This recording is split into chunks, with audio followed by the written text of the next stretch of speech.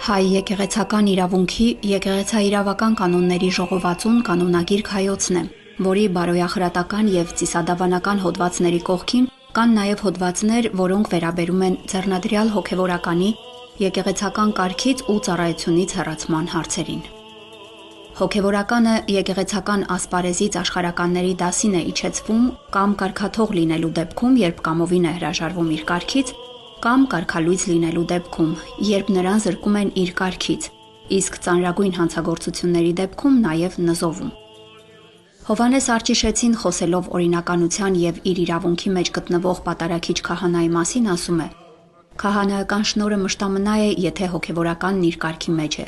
իսկ եթե կարգի մեջ չէ, չի կարող պատարագ մատուցել, չի կարող օգտվել քահանայագործության, խորհուրդների կատարման իրավունքներից եւ ոչ էլ շնորհաբաշխության իրավունքն ունի»։ Կարգից լուծարումը վերաբերում է նաև օծումից լուծարելուն։ Հայ առաքելական,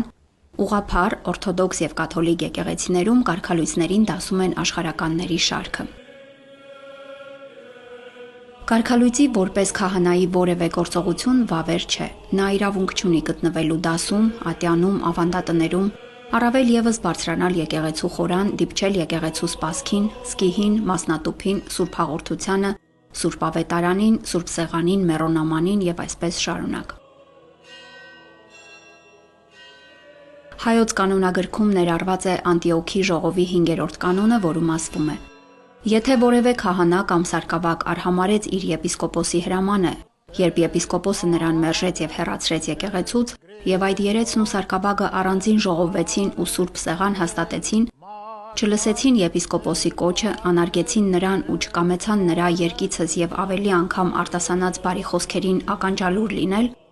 այդպիսիներին պետք է ամբողջությամբ մերժել եւ այլևս մխիթարության խոսք չասել, քանզի այլևս չեն կարող կրկին նույն պատիվն ընդունել։ Իսկ եթե համառեն ու խռովություններ հարուցեն, եկեղեցու վրա արտաքին իշխանությամբ կամ այլ ուժի օգնությամբ ամբողջ բերեն, այդպիսիներին իբրև խռովարարների պետք է հնազանդեցնել եւ սանձերը քաշել։ Շնորհներից, այդ թվում եւ քահանայական շնորհից զրկվելու իրողությունը պարզաբանվում է շնորհի մասին եկեղեցիների վարդապետություններով։ Սուրբ Գրիգոր Տաթևացին լույսի առջև աչքերը փակած մարդու պարզ օրինակով բացատրում է շնորհներից զրկվելու փաստը, ուսուցանելով, որ ոչ թե Աստված է զրկում իր խնամքից,